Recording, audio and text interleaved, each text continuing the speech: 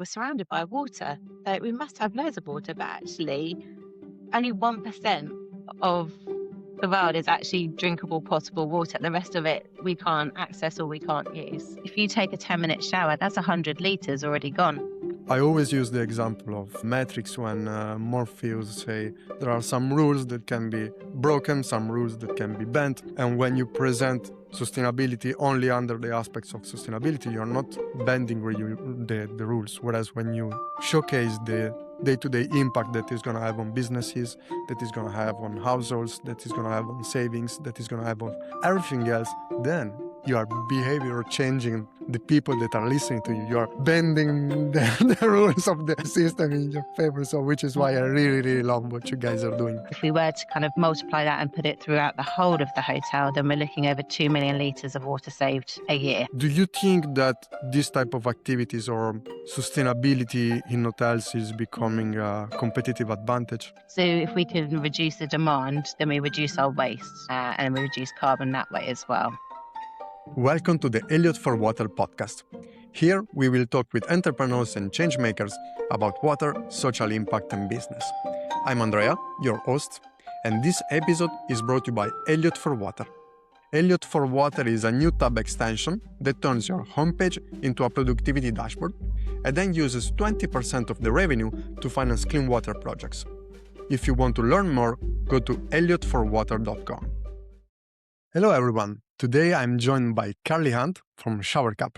Carly, thank you very much for joining me. No, thank you for having me. No, it's a pleasure. You guys are doing something that I find extremely cool in the water field. So let's start by telling everyone what Showerkap is. Yes, of course. The Showerkap was founded in 2022 and it came about the founder and inventor Steve Harding during COVID realized how much water he was using in his house and his kids were using excessive amount. And then it kind of came about from there, like how much do we use in businesses? We come from quite a water scarce area in the UK, in West Sussex. So he kind of put his engineering and his knowledge, know-how to come up with a solution. And that's when he kind of innovated Showerkap. And he thought, right, okay, if we can look at how we can reduce our demand and reduce our amount of water we're using in a shower, we could save thousands and thousands of litres per year. So he came up with this natural behaviour cue to reduce shower by introducing a timer and patented fade technology. So what happens is you can set a timer and you can set your fade temperature. And when you reach that timer, it gradually reduces the temperature of the shower and it naturally nudges you to finish your shower and reduce the amount of time that you spend in there.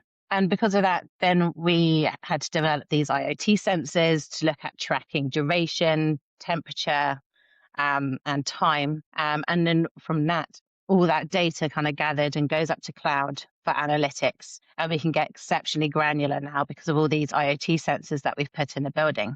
So we can tell you, okay, that's a shower, that's a bath, that's a basin, half flush, full flush. So we're getting really kind of granular insights. And you go into the cloud dashboard and you can see all of these amazing data sets that you've got going on. But it isn't just tell you about water. A very kind of special part of what we're doing is looking at how it kind of feeds into the whole nexus. So we're looking at the hot water energy. So how much energy you're using to heat that water, what your carbon footprint is. And then obviously we have this behavioural science aspect as well to kind of nudge people to reduce their consumption of water. And we do have then another aspect as well. We can have a mobile application. So you can actually either control the shower device via mobile app, or you can do it via the dashboard in the cloud. And that's generally what Showerkap is about in a nutshell, quite briefly. So first of all, I really like the idea of the behavioral change because one, at least in Italy, there's a lot of time when you take the shower and someone else uses the water in the kitchen, for example, then your shower all of a sudden becomes cold. And that always makes the click of, okay, now time is over. I don't want to get the the cold shower, so I'm gonna stop. So that I think is a very practical approach to letting people know it's time to end the shower. And also, I think it's a more beneficial way even for people, because sometimes when you go about this solution, they are either on or off, they are either very strict or you do nothing at all, whereas with this you are not imposing, you are gently reminding people that it's time to. Yeah, exactly. We wanted to give people the control. We didn't want to tell them this is what you should be doing. We wanted to empower people to be part of the solution. So by giving them this, the control to change their shower time and their grade, temperature, then it helps them to have the control, but also to see actually how much they're using. Because the main thing is that if we can't manage what we don't measure, and at the moment we can't effectively measure water. So having this tool and this ability to be able to do that and physically see how you can change not just your water use, but your energy and also your carbon footprint was very keen to us. And behavioral change is a great way to impact and reduce anything. If we take, for example, I think the best one would be plastic bags. Back in 10 plus years ago, that came into effect. We had to pay 5p, wasn't it, per bag? And now we don't really see plastic bags. We have bags for life, don't we? We kind of go in and we naturally use them all the time and we reuse them. And that's a really good show of how behavioral change can actually work. And it's the fastest and quickest way to actually reduce consumption. And it has a lasting effect. It's not like a fad. It will continue throughout the future. Even because otherwise we will have no idea of what we're doing. Even if I want to help, but I don't know that I'm doing not something wrong, but that I'm wasting a lot of energy or a lot of water until I have the data in front of me. It's hard for me to understand what I'm doing wrong or simply what I should change if I want to do something different. Yeah, and it is because and it's no one's fault. It's just that we can't That's the point. visualize what we're using. I mean, I think literacy in the UK, about 80% of us think that we're using about 64 liters a day. In reality, we're actually using 5 times more than that. So we're using 380 liters.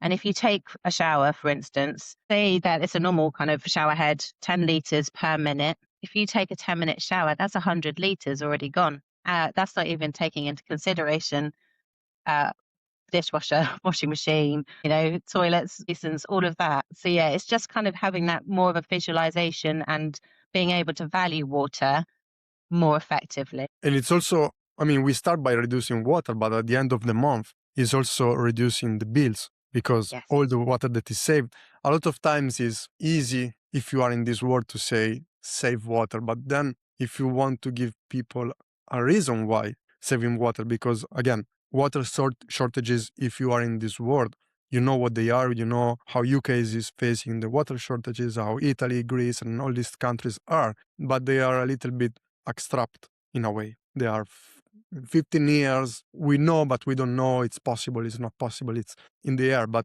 when then you start measuring, and then you give them 20% reduction of their bills every time. For example, how much do households can save in money from bills by using solutions like yours or hotels or Yeah, so you're looking roughly about between 8 to 12% yeah, you of see? your energy bills because yeah, roughly we spend 12% of our bills goes towards heating water. So yeah, if we can then really cut that, then we can cut your energy bills as well. In the houses, is the shower the one that gets the most water waste? So exceptionally, yeah, it's the highest user and I suppose the biggest waste in a household. Um, But yeah, we're looking more at kind of larger consumers of water at the moment. So we're looking at hotels, universities, where demand in bathrooms is a lot higher than obviously in a household. But in the future, that's where we'll be looking as well. But what we wanted to do is have the biggest impact to go for the highest demand areas. And then have that kind of ripple effect where hopefully what we're trying to do is have that behavioral spillover effect. So where you do something in a workplace or if you go away and have use this in a hotel, it puts that in your mindset and you kind of carry that over to other activities in your life, whether it be at the household or if it be with partners or with friends and family and kind of go from there. So if I understand correctly, right now you are working, the main target, let's say, is the hotels and the hospitality field. So how does it work for an hotel to work with you? How do you install the solution? How is the guest experience? I don't know if it's the hotel who decides the time of the showers or if it's the guest himself who downloads something. Walk me through the process of having hotels in your ecosystem. Yes, yeah. So I will talk you through obviously the one that we're doing at the moment, which is a trial that we put in April, so almost a year ago now. And it's at a Gatwick hotel, so it's a very busy hotel environment. And we went in for just one floor. We call it the eco floor, and we did data collection for 2 to 3 months, just seeing what was going on in those bathrooms, how the guests were interacting, what their behaviour patterns were. And we discovered that there was shower usage of about 245 litres in one go. So that's a 35-minute plus showering That's what I was experience. thinking because Yeah, naturally in hotels you just log off mentally. Okay, it's my time. I'm gonna take yeah, 1 hour exactly. and a half in the shower. And yeah, so it was the patterns of use was obviously a lot higher than what would be in a household because yeah, your behavior patterns change when you're in a hotel and you're away. You kind of go, well, this is, it's a luxury. I want to spend a bit more time. So we wanted to do is what we found was actually those guests were depriving other guests of hot water Hmm, because obviously there was being such a high consumption at certain times that it wasn't actually filtering off to other guests as well. So they're actually experiencing cold showers. So we blanketed across the whole of the 20 rooms. After we did all this data collection, we were like, okay, a happy medium for these showers where everyone would get the same experience would be 8 minutes, which is still rather a long time, but it gives everyone that kind of opportunity to have hot water at the same time. So whether at the peak time in the morning or in the evening. And we implemented that. And we did all these materials about what we were doing, why we were reducing, obviously, consumption that we were looking at from the environmental side. The Salmon Hotel actually has a green certification, so it fits in quite nicely with their purpose and their ethos as well. So what we were doing as for the local community as well. It's not just for the hotel, it's for the local community, helping to reduce consumption and reduce the waste of water. And if they didn't want to be part of the eco floor, then just let us know and we can turn it off and they can resume their normal showering experience. Throughout the whole of that period, only 3 guests actually out of all of them for this whole 6 or 7 months time period said they didn't want to use the shower timer, which is fine. The rest of them are all kind of were really happy to be in the eco floor and to experience that. And we've now reduced their consumption, so these high end consumption users by 58%. that's a lot. It's a huge amount. And then on average, everyone having their fair share of the showers, etc., has reduced water consumption in just showering by 30%. And if you think if we're looking at now, it's about 450,000 litres saved already. And if we were to kind of multiply that and put it throughout the whole of the hotel, then we're looking over 2 million litres of water saved a year. Per year. And they've saved 14% on their energy as well because of that. Because obviously the hot water expense in a bathroom is a lot higher, uh, yeah, than we would be using in the rest of the hotel. That's huge. And I think that correct me if I'm wrong, but one of the most important aspects now or things to do right now is to show these results because I know hotels are looking for solution like this, but sometimes they start from a greenwashing point of view in a way. They want to Yeah, showcase that they are doing something good. So they might be looking, but in the wrong direction. Whereas when you tell them all these things that they can save in terms of money, because again, 8%, 12% for a house might not be that much, but for an hotel, when you're spending, I don't know how many thousands of pounds per month in electricity. And if you have numbers, please, it's your chance to shut them out because I think they need to hear it and they need to see the actual thing. But it's a huge save, is beneficial for everyone. And do you think that this type of activities or sustainability in hotels is becoming a competitive advantage right now moving forward? I think it's slowly getting there. Water's always been more on the back burner compared to energy and to carbon.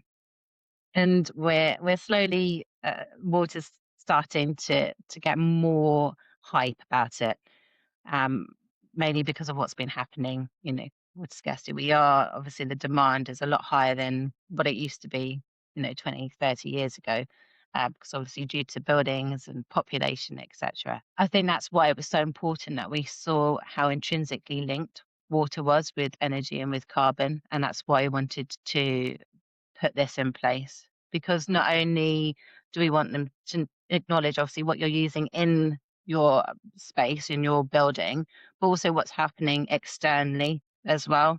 So what happens with that water after that has to go as water waste, that has to be obviously then treated, etc. So if we can reduce the demand, then we reduce our waste, and we reduce carbon that way as well. And one of those things is obviously we're using a lot more, and the demand on the obviously processing that afterwards is a lot higher now, and it puts a lot of strain on obviously the infrastructure around as well. So that's really where I wanted to kind of make sure that we kind of saw where that water, energy, and carbon nexus kind of came in, and connected all aspects. Because obviously, without water, we won't be able to have energy, and we won't. It affects food, it affects everything. So it's such an important, vital resource that we really do need to manage more effectively and efficiently. You said something that touched my follow-up question, so it's gonna follow up very nicely. You said that water is getting hyped up now.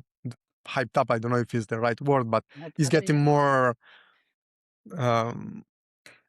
Exposure. attention, Yeah. exposure. Yes, thank you very much. But it's not treated as much as energy or CO2 emission. What do you think that is, historically speaking? Historically, I think because obviously it's cheap, isn't it, compared to energy? And also, I suppose it needs to be seen because it's vital for your life and your well-being. You need to have that access to that water.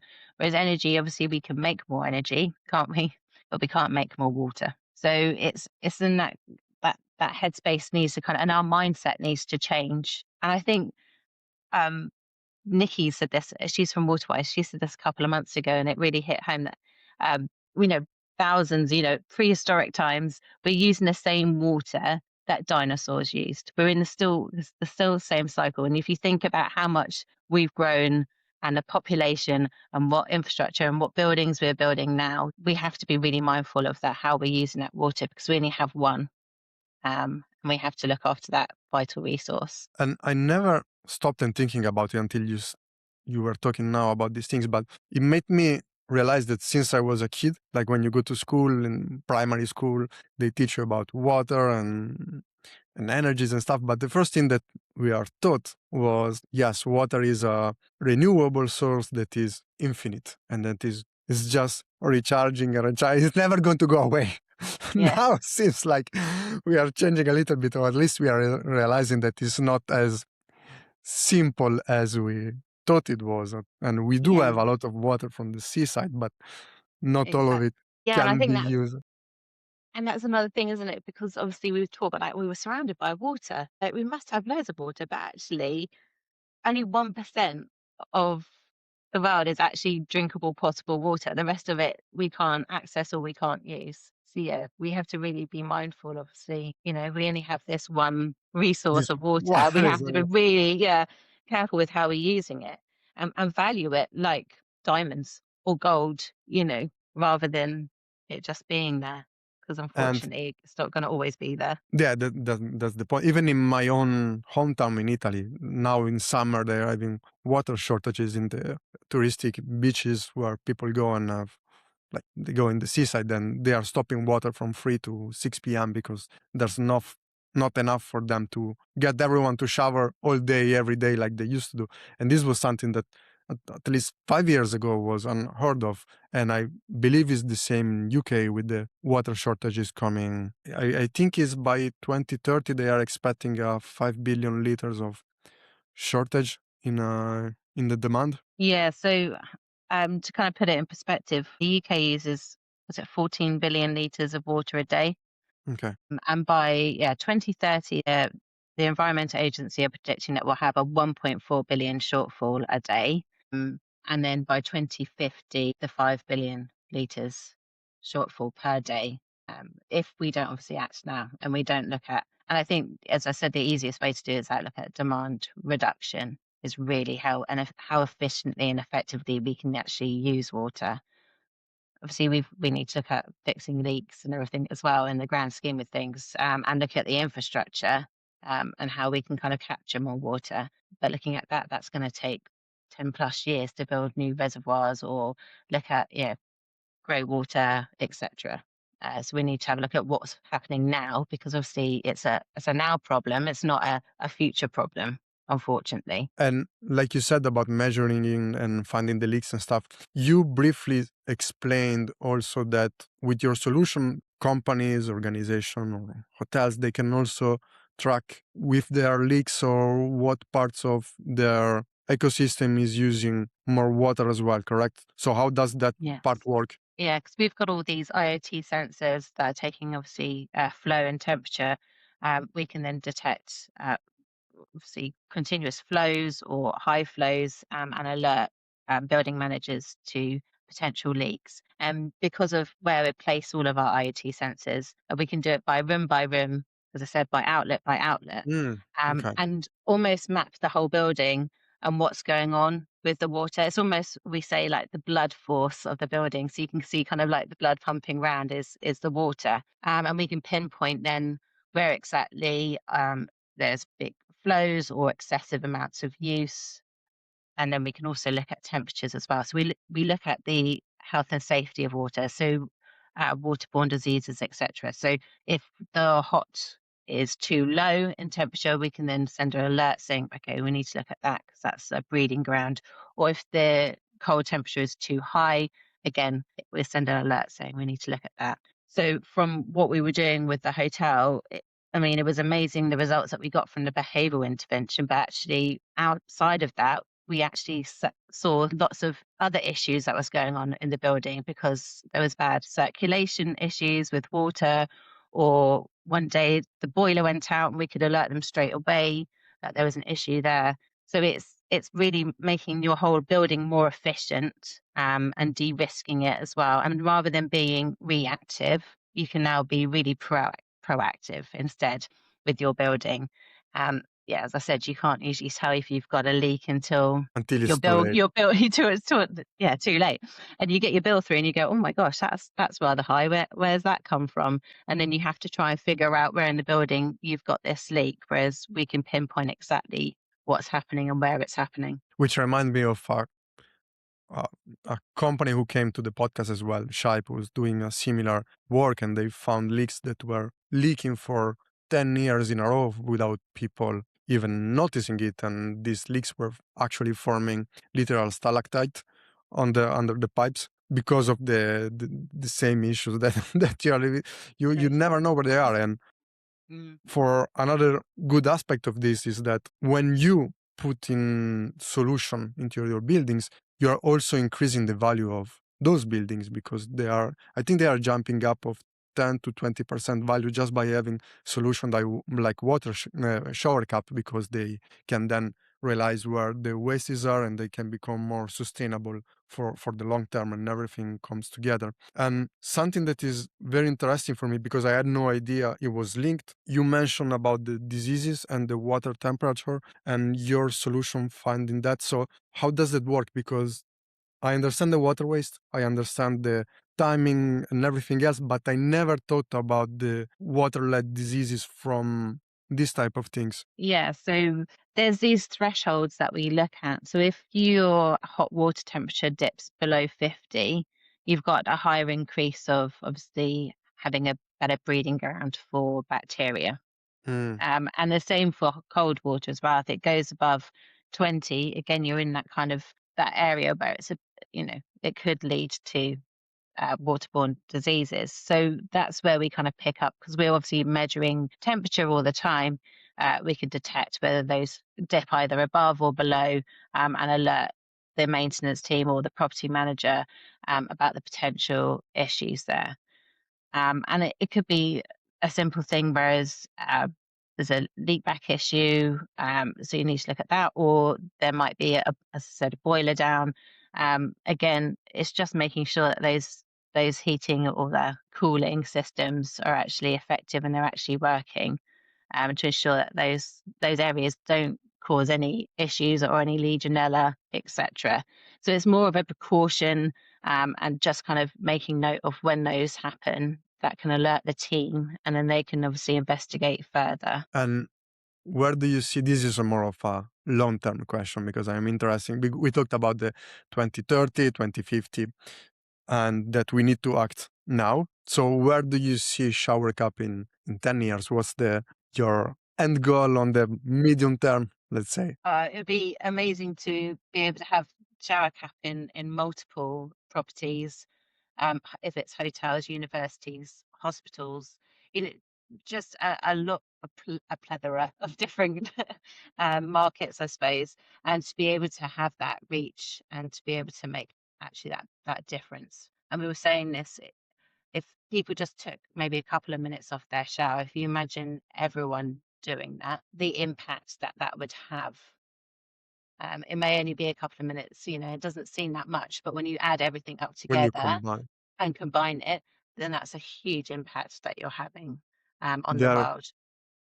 there was I sorry interrupted you, but there is an entrepreneur and an influencer. She's called Water Through Skin on Instagram, and she's all about sustainability and things that help the planet and the world and the animals. And she was talking about water as well. And one of the things that she was mentioning is very similar to what you said now about reducing the 2 minutes showers. And the way she was doing it, or she was proposing to doing it, is very similar to what you do in terms of behavioral change. So instead of setting timers and being strict with yourself, she said, go take your shower, put a song on Spotify. And then when the song on Spotify is done, you know that it's time Get to out. go out of the shower so you can enjoy your shower, sing a little bit, dance around, do your stuff. And then when it's done, you can you have reduced realistically 3 minutes shower, 3.5 minutes shower. They are more than enough and they are going to likely reduce the time. I know it because I used to take very Long long shower. showers. So that trick actually helped me a lot. Yeah, that's brilliant. Yeah, no, there's quite a few people that have said that as well. That yeah, do the 1 minute, a 4 minute long song, and then get out once it's done, which I think is a lovely idea. Um, And I think, yeah, using that kind of messaging, I think just getting that word out where we're actively talking about how we can reduce our demand. The more we talk about it and the more we make everyone aware, then hopefully, yes, it will ripple out and have that change that we're hoping for. Which is why I'm very happy that you came on the podcast today because we can raise even more awareness and talk about things. And once again, I'm going to repeat myself, but it's not just about water, it's also about the reducing bills and the reducing electricity and all sorts of things. And I always use the example of metrics when Morpheus say there are some rules that can be broken, some rules that can be bent. And when you present sustainability only under the aspects of sustainability, you're not bending the rules. Whereas when you showcase the day-to-day impact that is going to have on businesses, that is going to have on households, that is going to have on savings, that is going to have on everything else, then you are behavior changing the people that are listening to you. You are bending the rules of the system in your favor. So, which is why I really, really love what you guys are doing. And Carly, if you have one more message, one more thing that you would like to add, this is your time to shine as you have shined all this interview. I think, that's really hard. I think the one thing that I'd like people to take away is again, yeah, thinking about that intrinsically linked to everything. So not just about energy and about carbon, but also about your waste. And think about if we can reduce that, then we're reducing the demand on the waste. We're actually reducing sea pollution as well, because obviously we know, obviously at the moment, there's a lot of pollution that's going out to sea. So it has that knock-on effect, and I think it's just kind of realizing that as well, that those small actions can actually lead to bigger solutions Outcomes. outcomes. That's the word. Yes. Where can people find you? So we have our website, which is www.showerkap with a K .co.uk. And then also we're on LinkedIn. So have a look on LinkedIn. We're just under Showerkap, or Instagram is Showerkap Make Every Drop Count, I think it is. I will put the links to all these Yeah, put the socials. links. Yeah. Yeah, we will do it. Just wanted to give you the opportunity to also say it out loud. Well, Carly, thank you very much. It was an absolute pleasure to have you here and to talk about watering under these things, and especially under the behavioral changing and not just the old style, rigid, you need to do better because you're doing wrong. No, we are doing what we are doing, and then we can change things when we know what we are doing. And it's not about being bad people, it's just about knowing things and finding solutions like yours to actually help out the world and have a better outcome. So thanks again for joining, and thanks everyone who have been watching or listening the episode. Again, remember to subscribe and follow us on YouTube and Spotify. And as always, this episode has been brought to you by Elliot for Water. And Elliot for Water is a new tab extension that turns your new tab page, your homepage, into a productivity dashboard, and then uses 20% of the revenue to finance clean water projects. And I'm going to close the episode by reminding everyone how Showerkap as well was one of the companies supporting Elliot for Water, is one of the sponsor of Elliot for Water. So for that, Carly, once again, because you were the person that I talked to, thank you very much. No, thank It's you. good to have you there. Fantastic, everyone. Thanks a lot. Thank you.